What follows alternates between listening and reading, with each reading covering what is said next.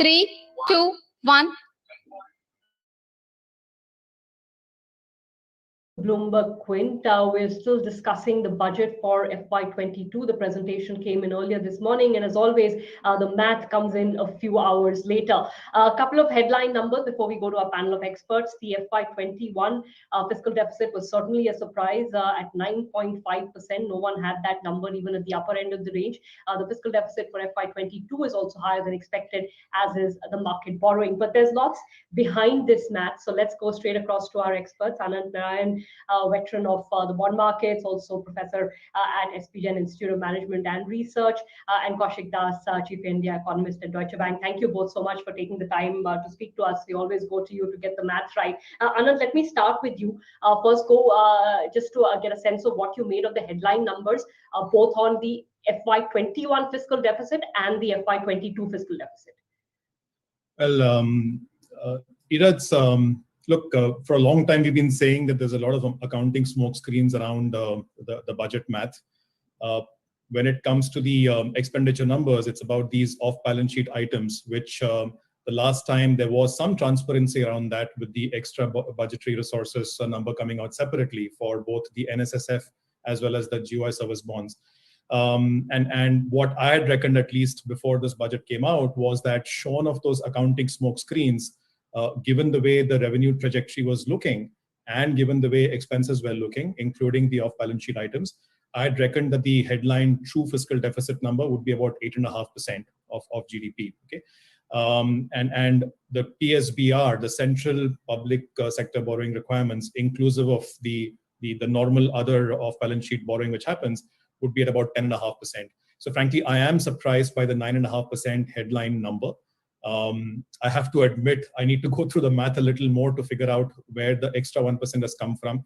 But one surmise and hypothesis I have, Ira, is that look, when we discuss or when we try and figure out what the true fiscal deficit number is, what we can see from the budget documents is what has not been paid out to the government's own entities, Food Corporation of India, NHAI, etc. So essentially, borrowings done by public sector enterprises in lieu of payments due from the government.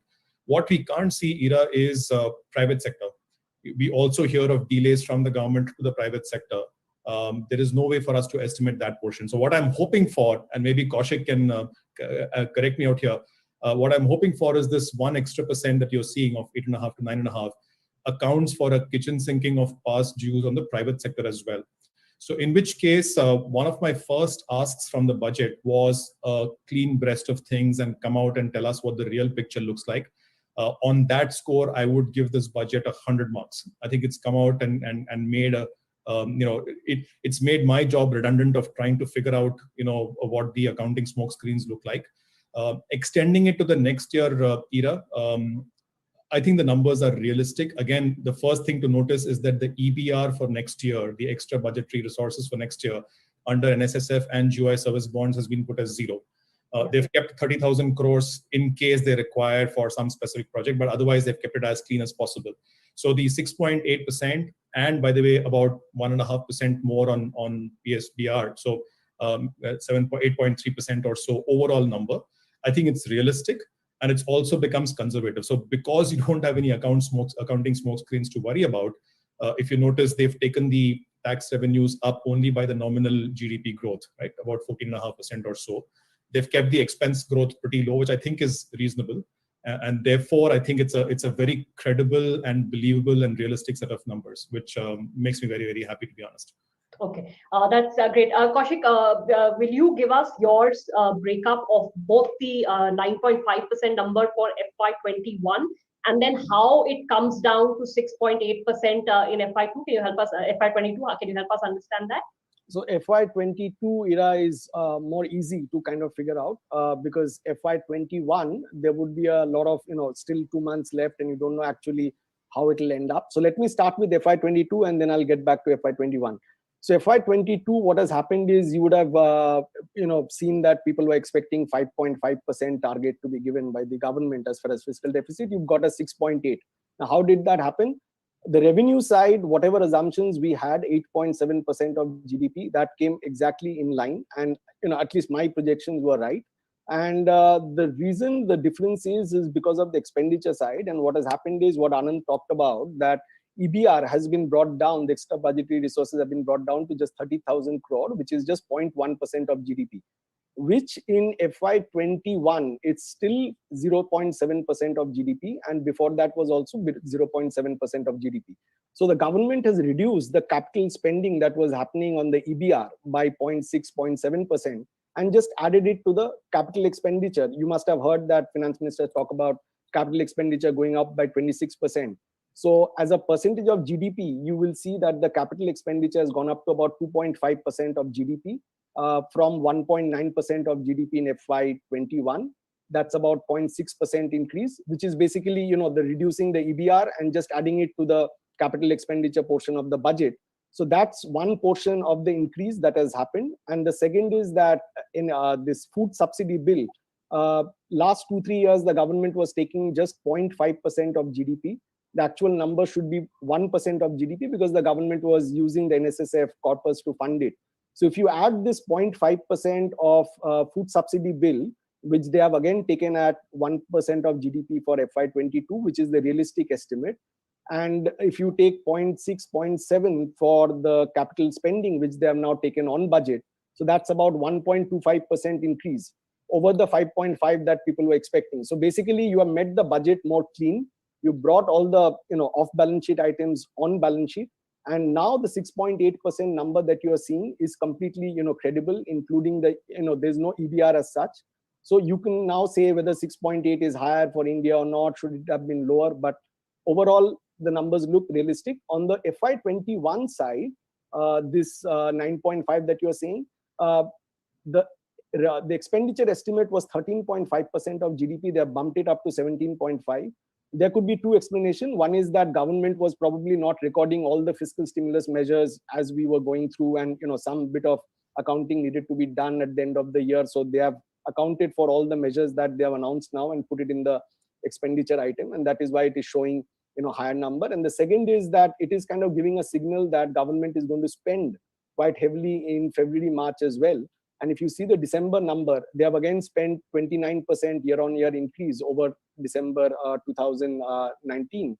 So October, December, average expenditure growth of the government has been 29% compared to minus 15% in July, September. So it shows that January, March spending also would be very high and will be continued in FY22 as well.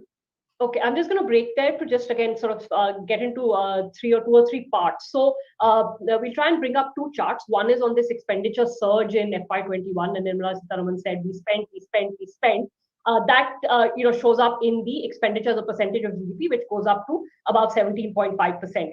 Now, the thing is that a lot of that has actually come in through that jump in subsidies, which you all are talking about, both on account of food, which is FCI dues written back into the budget, and fertilizer. There were some arrears which have been accounted for. I'm not sure about the petroleum subsidy part. That's actually not much of a change between BE and RE. So, Ananth, is it fair to say that they spent? Because some of this was already in the system. It's just been reflected in the budget now. So that 17.7% of GDP expenditure that is showing in FY21 is actually not all current spending. No, it's merely restating the numbers in a more truthful form. Instead of keeping it off balance sheet, you're bringing it on balance sheet, exactly the way Kaushik also described. There is some portion though, Ira, that I'm not able to explain. I have to admit that. So for instance, look, 1.4 lakh crores was the spending shown against FCI as of December.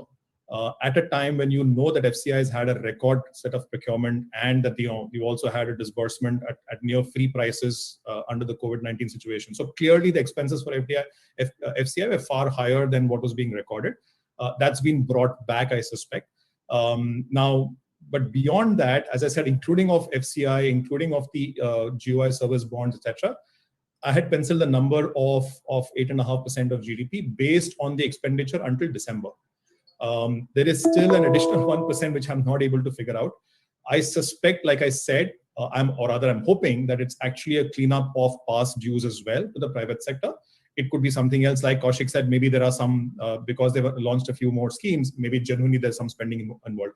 If at all there is additional spending involved, it's probably to the extent of 1% additional, which is not explicable from the original budget numbers. But otherwise, it's just purely a truthful restatement in the right form. Yeah.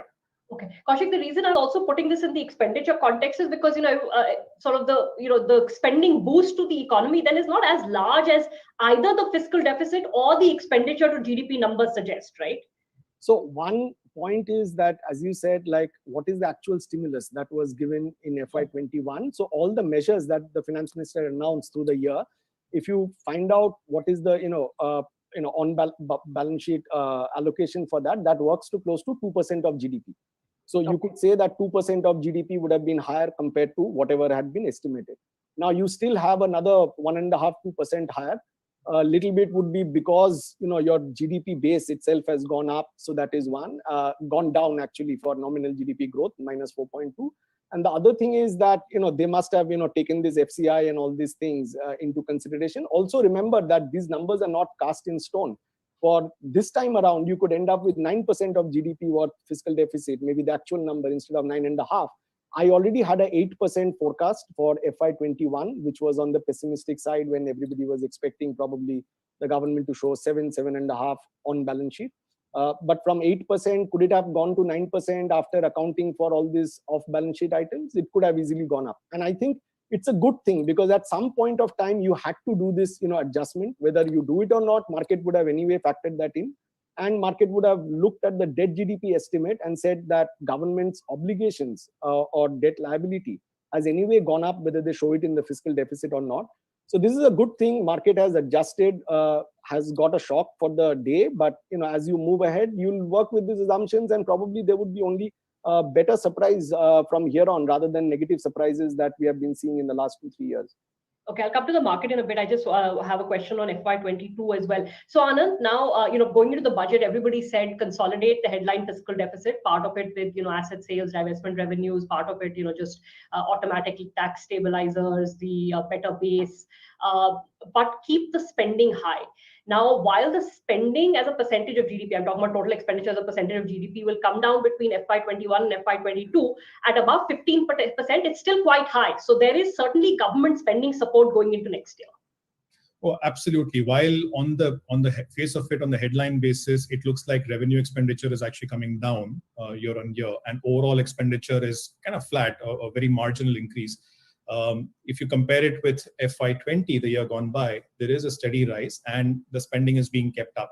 So to that extent, yes. But the point you made, Ira, is right. This is not as if there is magical fresh amount of rupees being pumped into the system right now. A lot of what we are seeing right now is just cleansing of the books, to remove the smoke screens and represent what is the truth better. So for instance, if rating agencies get ulcers because of this, they're being silly, because everybody knew these were the real numbers. Give or take a few basis points here and there. Kaushik, that's your read as well. Spending support remains high into next year. Yeah, so the way to look at it is, if you look at FY22 as a percentage of GDP, it has come down to 15.5 from 17.5.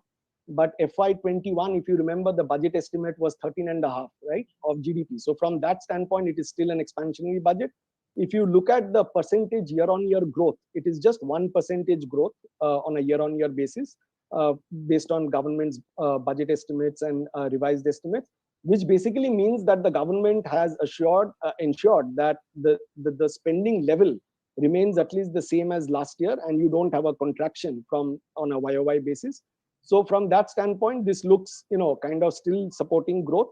And the issue is that you should not have that amount of fiscal stimulus in FY22 compared to what you had in FY21, because if your growth estimates are expected to be better, you don't need that kind of fiscal stimulus that was needed in FY21. So this looks pretty realistic, and I think that cleaning of this off-balance sheet items and making it on-balance sheet, I think it's kind of healthy over the medium term. Okay. And I completely agree with what Ananth said. A lot of people have been asking me about these rating agencies, whether they will react negatively or not. I think the best way to think of it is they might actually not want to, revise the negative outlook to stable or something, and they might take a long time. But, to think of it, whether India deserves a downgrade at this level to a junk category, despite growth kind of going up, and all the rating agencies have been revising their forecast higher. And even from 9.5%, your fiscal deficit is still coming down. And the finance minister said that they want to bring it down below 4.5 in 3-4 years. So I think, those kind of discussions should not be taken very seriously. And, you basically should be looking at growth kind of supporting your debt GDP going forward, and, helping the, basically debt GDP kind of come down from the current levels. Ananth, you wanted to add something?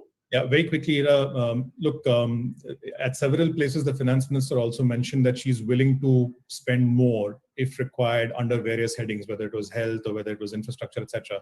To add to what Kaushik mentioned earlier, I think there is a possibility of a positive surprise on tax collections, and therefore the room to increase spending as she has promised if required. I think we'll now shift to a regime where we under-promise and over-deliver on the budget, as opposed to doing the reverse for the last 3-4 years. So there is space available for additional spending if required. Okay, no, actually, that was going to be my next question. So you've sort of answered that. So I'll get straight into borrowings.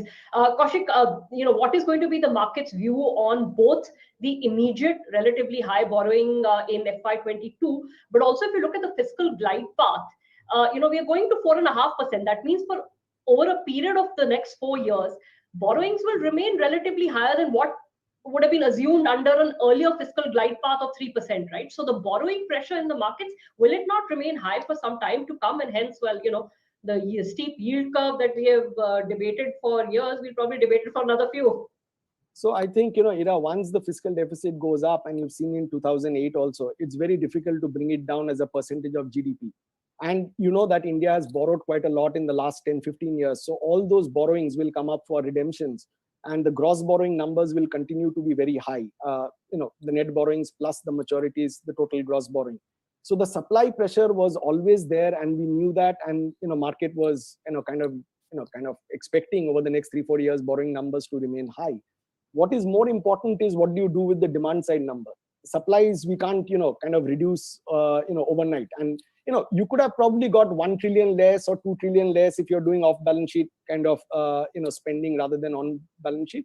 But still the numbers would have been close to 10 trillion net market borrowing instead of close to 12 trillion that you've got. Now 10 trillion is still a very high number, and remember that the states are also allowed to borrow 4% of GDP for next fiscal year.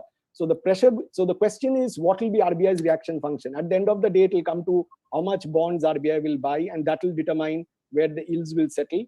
For us, the FIIs do not kind of move the market that much because they have just 2.5% holding of bonds. The global bond index inclusion, if it were to happen as soon as it happens, that could lead to more chunkier flows coming in, and that could have relieved the pressure on the banking sector side. But if yields have bottomed and yields are going to go up, the banks are not going to buy government bonds or apart from their NDTL whatever requirement. So it all comes down to how much RBI would want to buy, whether they'll buy as much as they bought in FY21. And even if the supply comes down compared to FY21, if the RBI also reduces their buying, then the yields can still tend to go up. So it's a question of where RBI wants the yields to settle. Ananth, how will they manage this? It's going to be a tough one, especially since the slightest hint of any normalization of liquidity, which people said wasn't even really normalization of liquidity, just adjusting price, that Kaushik had said, got the market all jittery. Now you get this large borrowing program. Certainly in the Fed policy, they're not going to go around and say that we want to normalize liquidity or reduce the liquidity surplus. Yeah. Look, Ira, I'll break this up into two parts. The first question that you asked about the borrowing program itself, if you're agreed that there is no additional large spending happening, it's merely a restatement of the figures to a more the correct form, then frankly, the borrowing number ought not to worry us, right? It should have shown up as FCI borrowing through NSSF or whatever. It's now come as on balance sheet, and they're putting this in the balance sheet.